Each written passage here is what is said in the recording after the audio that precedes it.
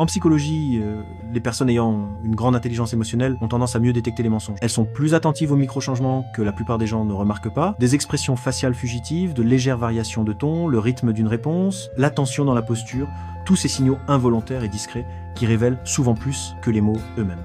Cela s'appelle la théorie de l'esprit, la capacité de comprendre que les autres ont des pensées, des émotions et des perspectives différentes des nôtres. Là où certains se concentrent uniquement sur ce qui est dit, les personnes émotionnellement intelligentes ressentent ce qui ne correspond pas.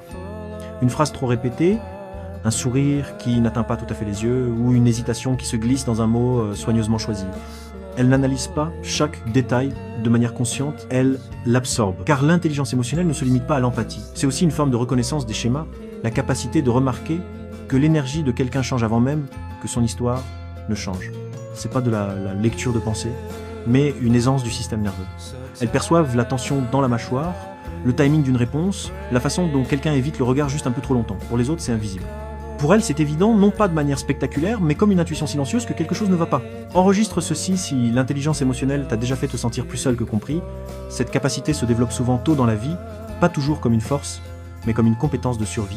Les personnes qui ont grandi en devant lire la pièce pour rester en sécurité, qui ont appris à repérer les émotions avant qu'elles ne soient exprimées, emportent souvent cette aptitude à l'âge adulte.